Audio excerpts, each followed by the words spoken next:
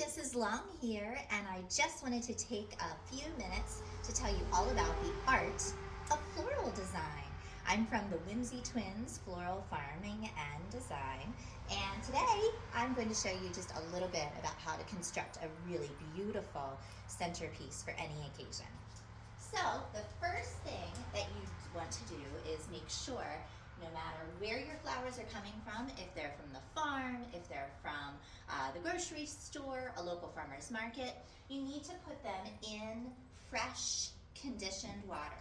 So put a little sugar in it, or those little packets that you get from the grocery store.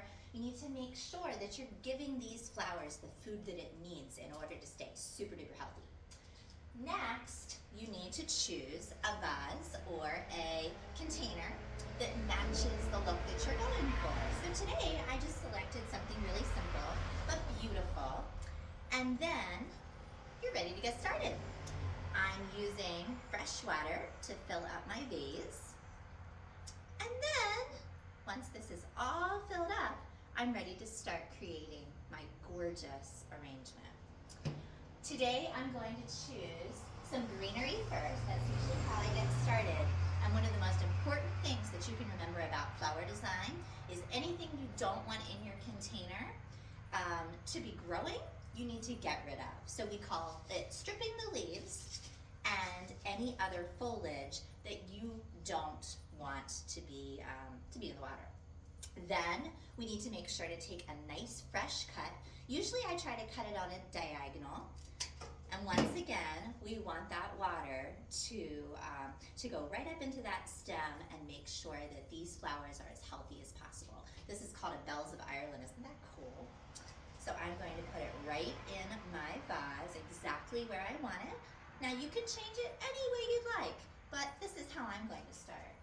Next, I'm going to take one of these gorgeous purple flowers. I kind of forget the name. I think it's called Astromedia or something. Usually flowers have some pretty weird names. So anyway, I'm going to once again take my really nice sharp shears, make a nice angle on my stem, and put it right in my vase. There we go.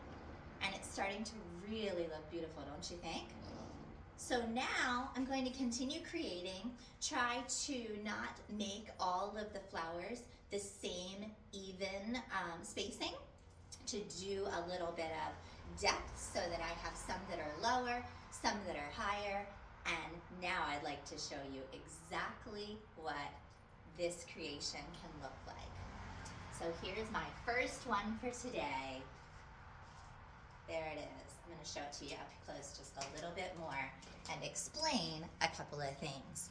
So here's my Bells of Ireland. I added my ranunculus, which I have growing in my garden right now. I'm so excited. I have a gorgeous hyacinth that's going to bloom and actually continue growing right in the vase. A lot of different types of foliage. Yeah, so I think it turned out really, really beautifully. The last thing that you need to make sure to do, because I'll be delivering these to clients today, if you are waiting a couple of days, or if, for instance, we're getting ready for a wedding or something like that, it's really important to keep these nice and cool. So in a walk-in cooler is the perfect option. Also, even just in your refrigerator, just be sure to keep them away from some fruits and things that can deter the beauty and the health of the flowers. So I hope you had a lot of fun listening to me about floral design. Go out there, pick some flowers, grow some flowers, and you too can make a really beautiful arrangement. And you can bring joy to anyone with flowers and blooms. Thanks so much for listening. Mrs. Long out.